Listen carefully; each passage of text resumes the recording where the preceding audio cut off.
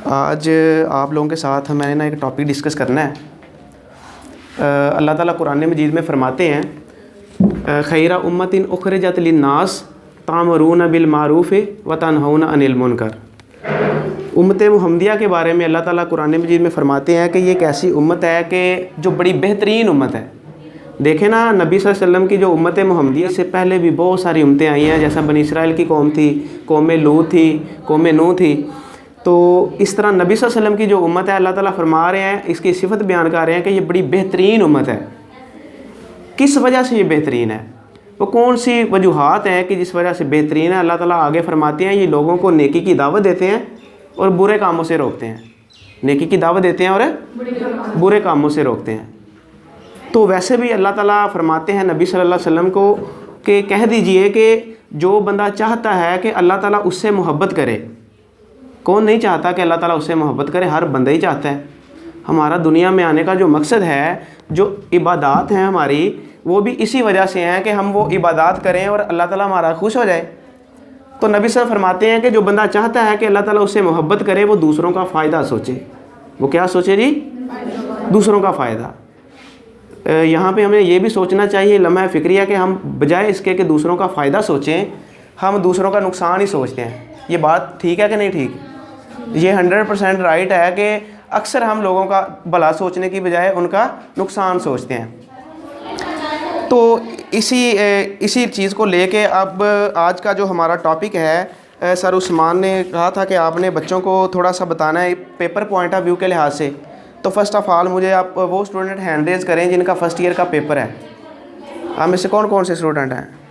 अच्छा, माशाल्लाह majority of students वही है कि जिनका 25 को पेपर है ना, पहला क्या 24 को है? 23 को। और फिज़िक्स वालों का पहला फिज़िक्स का पेपर है ना, FSC वालों का? अच्छा, केमिस्ट्री का है, फिर उसके बाद फिज़िक्स है। तैयारी कैसी है आप लोगों की? अच्छी है, पक्की बात है। चलें, अल्लाह ताला आपको इसमें बहुत अच्छे नंबर आपके आए, अच्छे ग्रेड्स आए आप लोगों के। तो आज का जो हमारा टॉपिक है, जिसको हमने लेके चलना है, यानी कि पेपर पॉइंट ऑफ व्यू के लिहाज से हमने देखना है कि वो कौन से पॉइंट्स हैं कि जिनको हम फॉलो करके, जिनको इम्प्लीमेंट करते हुए हम पेपर में अच्छे नंबर ले सकते हैं। हम पेपर में अच्छे नंबर ले सकते हैं। तो हमारा जो टॉपिक है, जो आज हमने डिस्कस करना है, वो है जी हाउ टू अटेम्प्ट पेपर। क्या टॉपिक का नेम है जी? How to attempt paper. Okay. बहुत सारे हमारे टीचर्स जो हैं वो हमें मेथड के बारे में बताते हैं कि बेटा आपने मेथड इस तरह से करना है तो आपके अच्छे नंबर आएंगे।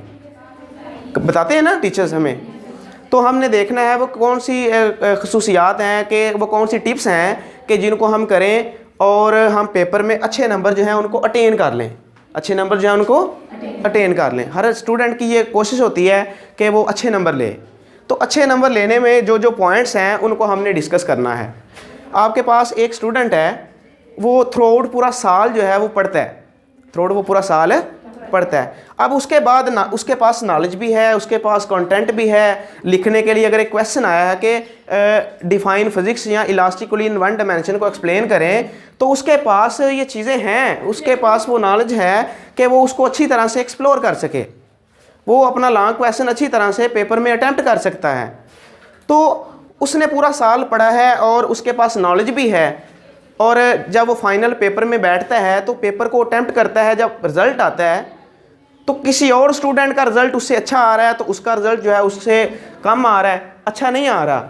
यानी कि अच्छा रिज़ल्ट तो ठीक है, लेकिन वो एक्सपेक्टेशन नहीं है जो वो रखता था कि उसका जो रिज़ल्ट है वो दूसरे स्टूडेंट से अच्छा आएगा। अब कौन कौन सी वजूहात थी कि किन वजूहात की बिना पे उसका रिज़ल्ट जो है वो उस तरह का नहीं आया कि जिस तरह का वो एक्सपेक्ट कर रहा था कि मैंने तो फ़लाँ क्वेश्चन भी कर दिया था, मैंने फ़लाँ क्वेश्चन भी किया था, मैंने फ़लाँ क्वेश्चन भी किया था, तो रिज़ल्ट उस लेवल का नहीं आया। ये पॉइंट है ना। वैसे आप भी अच्छा पढ़ते हैं और आपका जब पेपर होता है तो कहते हैं लो पता नहीं ये क्वेश्चन मैंने तो सारा किया था, यहाँ से नंबर क्यों, यानी कि यहाँ से उन्होंने यानी कि नंबर जो है वो नहीं दिए मुझे। तो ये कुछ ऐसे सवालात हैं जो हमारे माइंड में होते हैं जब हमारा रिज़ल्ट आता है। तो हमने उन टिप्स को देखना है कि वो कौन सी टिप्स हैं जिनको हम यूज़ करते हुए, यूटिलाइज़ करते हुए हम अपने पेपर को अच्छा बना सकते हैं, हम अपने पेपर को अच्छा बना सकते हैं। तो इसमें जो पहली बेसिक चीज़ है ना, जो पेपर के अलावा, वो ये है, जो फर्स्ट यानी कि जो फर्स्ट टिप है वो ये है बेटा, जो आपने याद रखनी है, आपने अपने सेंटर में टाइम पे पहुंचना है। टाइम प्लानिंग करें, टाइम मैनेजमेंट इसे कहा जाता है। क्या कहा जाता है जी? Time management. फर्स्ट जो पॉइंट है हमारे पास, उसको हम कहेंगे जी टाइम मैनेजमेंट।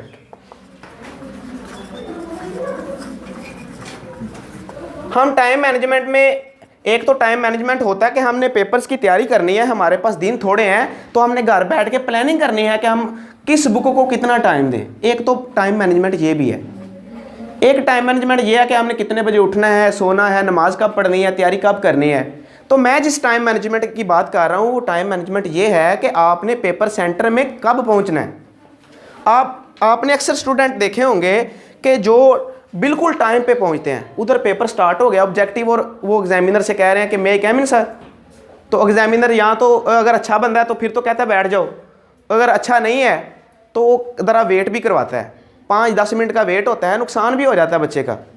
तो जो बच्चा 5-10 मिनट पेपर में लेट बैठा है, वो स्ट्रेस फील कर रहा है। वो क्या फील कर रहा है जी? वो प्रॉब्लम फेस कर रहा है, उसका वो स्टेमिना नहीं रहा जो एक रिलैक्स स्टूडेंट का है, जो आधा घंटा पहले पेपर में बैठा है और उसने जो पेपर अटेम्प्ट किया है उसकी निस्बत दूसरा स्टूडेंट स्ट्रेस फील कर रहा है। तो आप बताएं कि जो बंदा जल्दबाजी में काम कर रहा है, वैसे भी जल्दबाजी शैतान का काम है ना, तो जो जल्दबाजी कर रहा है उसका पेपर कैसे सही हो सकता है? वो जो है बिल्कुल राइट टाइम पे पहुंचा। तो बेटा आपने जो टाइम मैनेजमेंट करना है वो ये करना है कि आपने राइट टाइम पे अपने सेंटर में पहुंचना है। कम से कम 30 मिनट पहले अपने सेंटर में पहुंचे। बात की समझ आ रही है ना? तो देखें ना, पूरा साल आपने तैयारी की है, थ्रू आउट सेशन आपके टीचर्स ने आपको बहुत अच्छा पढ़ाया है। तो इस दौरान अगर आपको फिर भी नहीं आता, तो वो जो 10 मिनट हैं, जो 20 मिनट हैं ड्यूरिंग द पेपर, जो पेपर स्टार्ट होने से पहले के 20 मिनट है, उनमें आप कितना याद कर लेंगे? या तो जो आपने पहले किया था वो तो हो गया था ना, तो रिलैक्स हो जाएं। जो आपने याद किया ना वो भूलेगा नहीं। अगर आपने लिख के याद किया है, कुछ स्टूडेंट होते हैं जो रट्टा लगा के याद करते हैं, तो FSC ICS के जो स्टूडेंट हैं उनको तो रट्टा नहीं लगाना चाहिए, उनको लिख के याद करना चाहिए। जो बंदे चाहते हैं कि उनके नंबर अच्छे आए, वो क्वेश्चंस को, जो उनके आंसर्स हैं उनको लिख के याद करें। अब तो आपका टाइम थोड़ा रह गया है, लेकिन कोशिश करें जो आपके मैथमेटिकल कैलकुलेशंस हैं, जो आपके फिजिक्स में भी है, इस तरह केमिस्ट्री में भी इक्वेशंस को सॉल्व करते हैं, आप बैलेंस करते हैं, वो मोलैरिटी फाइंड करते हैं, तो इन चीज़ों को आप लिख के याद करें। कैसे याद करें जी? लिख के। अच्छा, तो मैं जिस पॉइंट की बात कर रहा था वो था टाइम मैनेजमेंट। क्या था जी वो? Time management. तो आपने सेंटर में 30 मिनट पहले पहुंचना है, यह है टाइम मैनेजमेंट। अगर आप लेट जाएंगे तो आपका नुकसान होगा। एग्जामिनर आपको लेट आने की वजह से आपको प्रॉब्लम फेस करना पड़ सकती है उसकी वजह से। यहाँ के फिर अगर आप पेपर में बैठे हैं तो जो बंदे लेट आए हैं उनकी कोशिश होती है जल्दी जल्दी ख़त्म कर दें। होता है कि नहीं होता? तो जल्दबाजी में फिर वो नुकसान भी कर बैठते हैं। ये ऐसा अक्सर होता है कि नहीं होता? होता है। तो ये है टाइम मैनेजमेंट। बेटा आपका ये पहला पॉइंट है, आपने इसको अच्छी तरह से फॉलो करना है, अपने सेंटर में पहले पहुंचना है। राइट जी? दूसरे पॉइंट की तरफ चलते हैं जी। अच्छा, जो पेपर है ना, पेपर आपका पेपर जो है, जो अच्छे स्टूडेंट होते हैं, स्टूडेंट दो तरह के होते हैं। कितनी तरह के होते हैं जी? एक स्टूडेंट वो हैं जो A+ ग्रेड्स लेते हैं, 1000+ आउट ऑफ 1100 वो मार्क्स लेते हैं, A+ ग्रेड लेते हैं, अच्छे नंबर्स लेते हैं, अच्छे मार्क्स लेते हैं। और एक वो स्टूडेंट है जो तो मार के पास होते हैं या फिर वो फेल हो जाते हैं। ऐसे होते हैं ना, उनको एवरेज स्टूडेंट भी कहा जाता है। तो हमने इन दोनों स्टूडेंट्स में कंपैरिजन करना है कि वो कौन सी वजूहात हैं कि अच्छे नंबर लेने वाला स्टूडेंट आगे निकल जाता है, एक और स्टूडेंट है उसको आता भी है लेकिन वो पीछे रह जाता है। वो क्या वजह है? वो वजह भी हमने देखनी है। अच्छा, इसमें ना बात करते हैं पेपर की। आपका पेपर एग्जामिनर के पास है तो आपकी कोशिश होनी चाहिए कि आपने एग्जामिनर को इंस्पायर करना है। क्या करना है जी? एग्जामिनर को इंस्पायर करना है। वैसे मज़े की बात है, हमारे घर में मेहमान आ रहे हों या हमने कहीं जाना हो तो हमारी ड्रेसिंग बड़ी अच्छी होती है कि नहीं होती? हमारी कोशिश होती है ड्रेसिंग अच्छी हो। अच्छा, फलां मेरी सहेली जो है वो देख के क्या कहेगी, लो जी इस तरह के कपड़े पहने हुए हैं आपने, तो मैंने तो वो जोड़ा लेना है, मैंने तो इस तरह की ड्रेसिंग करनी है। मैं दूसरों को क्या कर सकूँ जी? इंस्पायर। क्या कर सकूँ जी? इंस्पायर से क्या मुराद है? यानी कि जो हमारा जो पेपर चेक कर रहा है एग्जामिनर, हमने उसको यानी कि उसका जो इंप्रेशन है वो अच्छी होनी चाहिए हमारा पेपर देख के। अक्सर जो हमारे दोस्त होते हैं उसको देख के हमारे जो चेहरे के जो तासरात हैं वो चेंज हो जाते हैं। तो तो ऐसा ना हो कि हमारा पेपर जो है एग्जामिनर के सामने पड़ा हो, वो ओपन करे तो साथ ही के लो ये पेपर है इस तरह का। आपने अक्सर देखा होगा या आप लोगों में भी ये चीज़ पाई जाती है, जब आप किसी नए बंदे को देखते हैं, किसी को देखते हैं, तो उसी वक्त कहते हैं अच्छा ये इस तरह का होगा, आपके माइंड में एक स्केच सा बन जाता है। बनता कि नहीं बनता? हकीकत है ये बनता है। जब भी किसी को देखते हैं, कुछ चीज़ देख लेते हैं तो स्केच बन जाता है आपके माइंड में। इसी तरह जब आपका एग्जामिनर जो है, जो पेपर चेक कर रहा है, वो जब आपका पेपर देखेगा तो उसके माइंड में भी स्केच बनेगा। तो हमारी कोशिश है हमने उस स्केच को अच्छा बनाना है। क्या बनाना है जी? इंस्पायर करना है हमने अपने पेपर के साथ। तो पेपर में हम एग्जामिनर को पेपर सॉल्व करके तो कैसे इंस्पायर कर सकते हैं? तो सेकंड पॉइंट है हमारे पास इंस्पायर करने के लिए, वो है जी नीट एंड क्लीन। क्या है जी? Neat and clean. क्या मतलब नीट एंड क्लीन का? नीट एंड क्लीन का मतलब यह है कि आपने पेपर को साफ सुथरा करके लिखना है। पेपर को कैसे लिखना है जी? साफ सुथरा करके। गंद नहीं डालना, स्याही उसके ऊपर नहीं फेंकनी, कभी ब्लैक मार्कर, कभी पॉइंटर, कभी फलां चीज़, कभी फलां चीज़। बेटा ये इस तरह धमाका नहीं करना अपने पेपर के ऊपर। बात की समझ आ रही है ना? तो आपने पेपर को नीट एंड क्लीन करके लिखना है। वैसे भी सफाई निसफ ईमान है कि नहीं? तो आपने अपने पेपर को भी साफ़ सुथरा रखना है। तो साफ़ सुथरा रखने के लिए आपकी प्रैक्टिस होना ज़रूरी है। आपकी प्रैक्टिस होना ज़रूरी है। तो बेटा पहला पॉइंट ये है कि आपने पेपर को कैसे लिखना है? Neat and clean. बात की समझ आ गई है? आपका पेपर बड़ा साफ़ सुथरा लिखा हुआ है, आपकी हैंड राइटिंग बहुत अच्छी है, तो एग्जामिनर जब पेपर ओपन करेगा तो देखेगा कि इस बेटे ने बहुत अच्छा लिखा हुआ है, अच्छा इंप्रेशन पड़ेगा। वो कहते हैं ना, first impression is the last impression. तो आपने जब पेपर आपका ओपन हुआ है तो first impression is the last impression, उसने चेक किया तो इंप्रेशन तो अच्छा पड़ गया, तो वो आपको अच्छे नंबर देगा। सपोज आपने क्वेश्चन जो है उस लेवल का नहीं किया कि टोटल मार्क्स यानी कि जो फुल मार्क्स उसमें आए, लेकिन अच्छा पेपर करने की वजह से, इंस्पायर होने की वजह से वो आपको कुछ ना कुछ नंबर देगा। बात की समझ आ रही है? तो second point is neat and clean. ये बच्चों को याद रहेगा? अच्छा जी, नीट एंड क्लीन के बाद हम बात करते हैं कि पेपर को सॉल्व कैसे करना है। सपोज मेरे पास ये पेपर की शीट है, यहाँ पे मैं ड्रा करता हूँ इसको।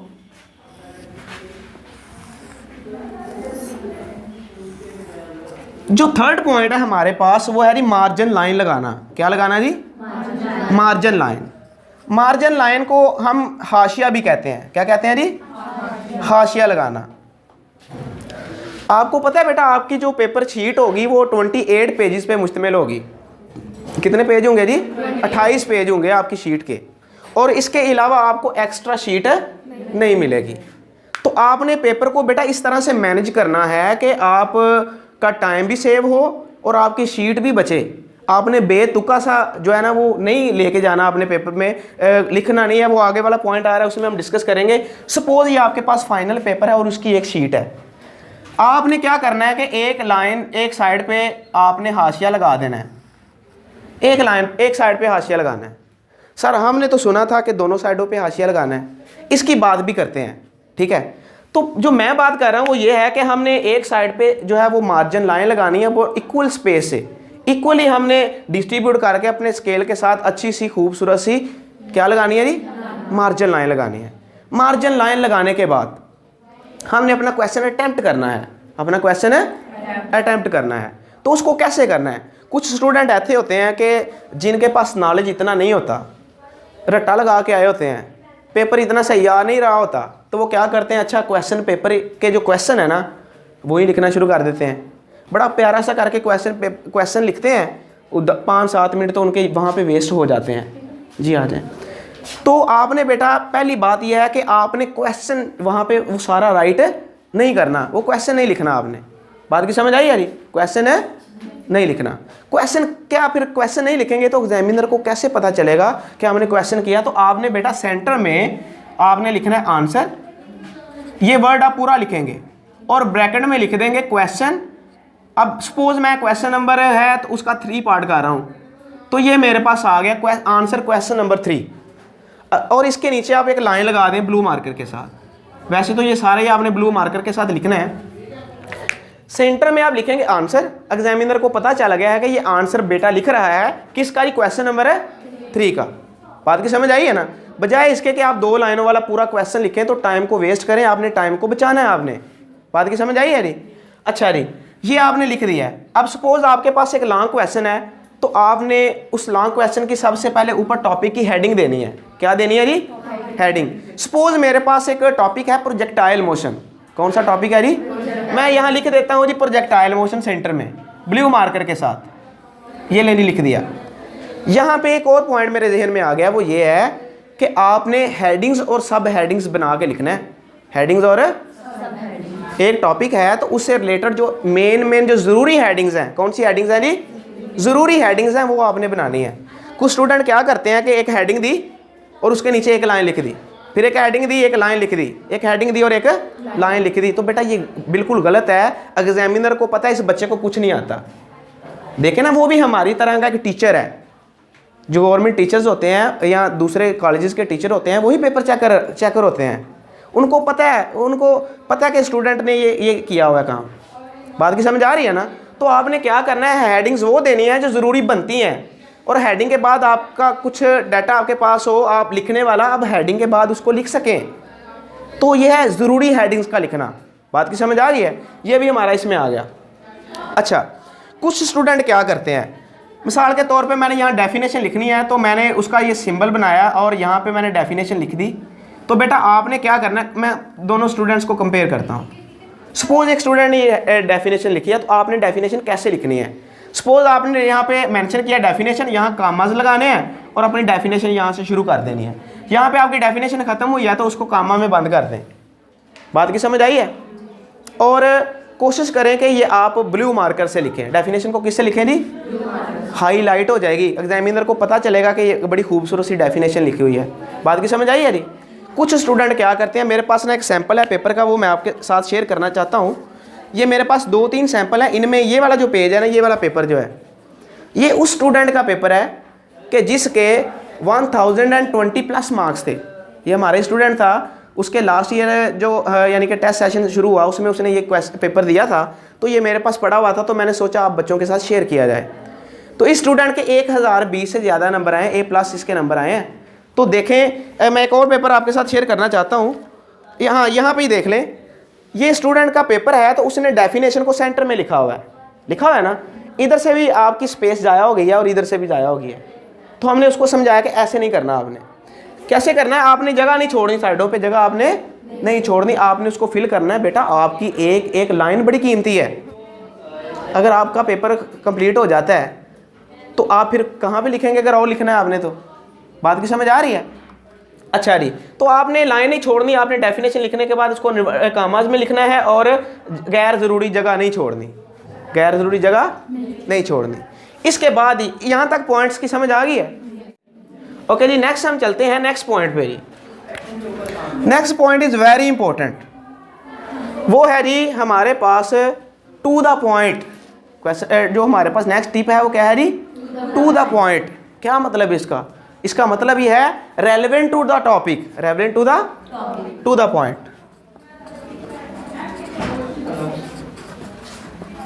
इसे कहते हैं रेलेवेंट टू द टॉपिक।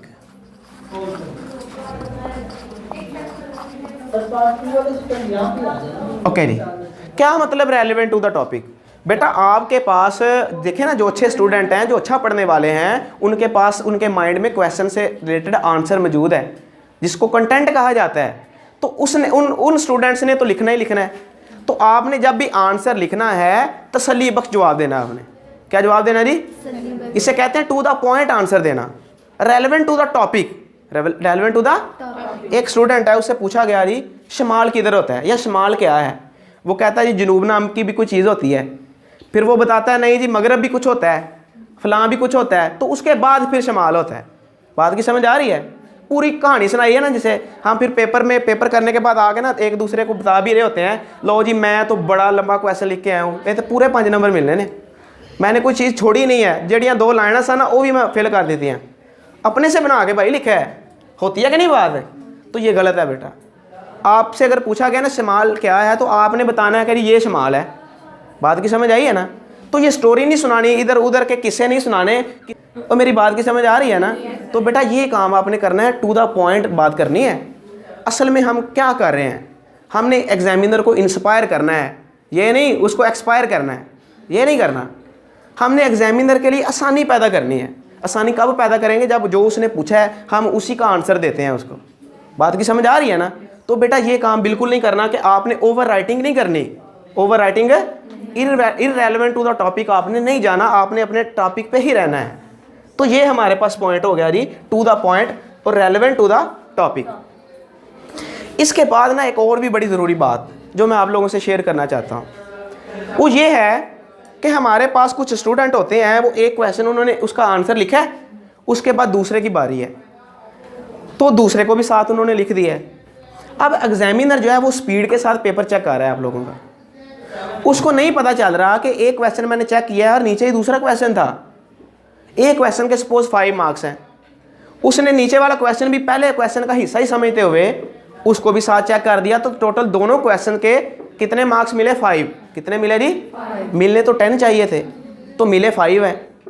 तो फिर जब हमारा रिजल्ट आता है ना, तो हम कहते हैं वो मैंने वो क्वेश्चन भी किया था, यहाँ से भी किया था, वो भी किया था, लेकिन नंबर पूरे नहीं आ रहे, नहीं मैंने पेपर रीचेक करवाना है। पेपर रीचेक करवाने की फ़ीस अलग से है, और उसको दोबारा जब चेक करेंगे तो रीचेकिंग से मुराद ये है कि आपकी सिर्फ काउंटिंग होगी मार्क्स की, दोबारा पेपर रीचेक क्वेश्चन चेक नहीं होगा, सिर्फ वो जो नंबर्स हैं उनको रिकाउंट किया जाएगा। बात की समझ आ रही है ना? अच्छा जी, तो फिर क्या करना चाहिए? एक क्वेश्चन है तो उसके साथ दूसरा क्वेश्चन है, एग्जामिनर ने दोनों को चेक किया, नंबर एक के मिल रहे हैं, तो फिर क्या करना चाहिए हमें? हमें ये करना चाहिए कि जब एक क्वेश्चन ख़त्म होता है तो दूसरे क्वेश्चन के स्टार्ट से पहले हम एक क्लोजिंग लाइन लगाएं। क्या लगाएं जी? Closing line. ये एंड पे लगाएंगे जब हम क्वेश्चन सॉल्व करेंगे। नेक्स्ट पॉइंट है जी क्लोजिंग लाइन लगाना। क्लोजिंग लाइन, ये क्लोजिंग लाइन, सपोज ये आपके पास पेपर है, ये क्वेश्चन कंप्लीट हो गया, तो आपने क्या किया, यहाँ पे ब्लू मार्कर के साथ ये क्लोजिंग लाइन लगा दी है, ये क्लोजिंग लाइन लग गई है, और इसके बाद आपने नया क्वेश्चन शुरू कर लिया। ये क्लोजिंग लाइन क्या करेगी? ये सेपरेट करेगी, ये डिफरेंस पैदा करेगी दो क्वेश्चन के दरमियान, दो क्वेश्चन के दोनों को अलग अलग करेगी। एग्जामिनर जब एक को चेक करेगा तो उसे पता चल जाएगा, लो जी यहाँ पे क्वेश्चन खत्म हो गया है, अब दूसरे का आंसर स्टार्ट हो रहा है, तो फिर दोनों के अलग अलग नंबर मिलेंगे, दोनों के। आप मुझे ये बताएं कि ये बात है कि नहीं है? ये है, ये साइको है एग्जामिनर की, हमें उसे समझना है, हमें उसे समझना है, समझेंगे ना इंशाल्लाह? ओके जी। अच्छा, इसके बाद बात करते हैं, ये हमने क्लोजिंग लाइन लगा दी। नेक्स्ट जो है ना हमारे पास शुरू हो गया है। यहाँ पे एक चीज़ मैं और भी आप लोगों से डिस्कस करना चाहता हूँ, एक आपको सैंपल आप लोगों के साथ शेयर करता हूँ। ये देखें, ये एक बेटा है, ये उसका क्वेश्चन पेपर है, ये आप देखें, ये हेडिंग लिखी हुई है, ये उन्होंने क्या लगाई हुई? क्लोजिंग लाइन लगाई हुई है। क्लोजिंग लाइन लगा के क्वेश्चन लिखा है, उसका आंसर, फिर क्लोजिंग लाइन लगाई है, फिर उसका आंसर लिखा है, राइट जी? अच्छा, एक बंदा उसने ये क्लोजिंग लाइन नहीं लगाई। अब देखें, ये क्लोजिंग लाइन सही हमारे पास जो है ना वो बिल्कुल सही नज़र नहीं आ रही, नहीं ना आ रही, तो आपने इसको वाज़ह करके बनाना है, मोटा करके लिखना है, बोल्ड करके, मार्कर के साथ बोल्ड कर लेते हैं ना वर्ड को, तो आपने वैसे करके लिखना है, बॉर्डर अच्छी तरह से लगाना है आपने। समझ आ गई यारी? वो लाइन आपने अच्छी तरह से लगानी है ताकि दोनों में फ़र्क नज़र आए। अच्छा, यहाँ इसी पेपर पे एक और चीज़ भी आप लोगों के साथ शेयर करना चाहता हूँ। ये देखें ज़रा, ये देखें, क्वेश्चन है, क्वेश्चन नंबर 6 है, यहाँ क्लोजिंग लाइन लगी हुई है, और ये क्वेश्चन नंबर 3 है, और आगे जगह खाली है। कितनी लाइन हैं जी? 1 2 3 4 एंड 5। कितनी लाइनें हैं जी? 5। अब देखें 5 लाइनें ज़ाया हो गई हैं, उस बेटे ने अगले पेज से नेक्स्ट क्वेश्चन स्टार्ट किया है। तो आपने बेटा ऐसा बिल्कुल नहीं करना, गैर ज़रूरी लाइन नहीं छोड़नी, गैर ज़रूरी लाइन है आपने टू द पॉइंट लिखना है, क्लोजिंग लाइन लगानी है, और उसके बाद नेक्स्ट क्वेश्चन स्टार्ट करना है। और मेरी बात फॉलो कर रहे हैं कि नहीं कर रहे? तो आपने ये जो एक्स्ट्रा लाइनें हैं यहाँ पे क्वेश्चन ये नहीं छोड़नी, आपने यहाँ से क्वेश्चन नंबर 4 शुरू कर लेना है। बात की समझ आ गई यारी? तो ये था हमारे पास क्लोजिंग लाइन लगाना और गैर ज़रूरी लाइन को छोड़ना।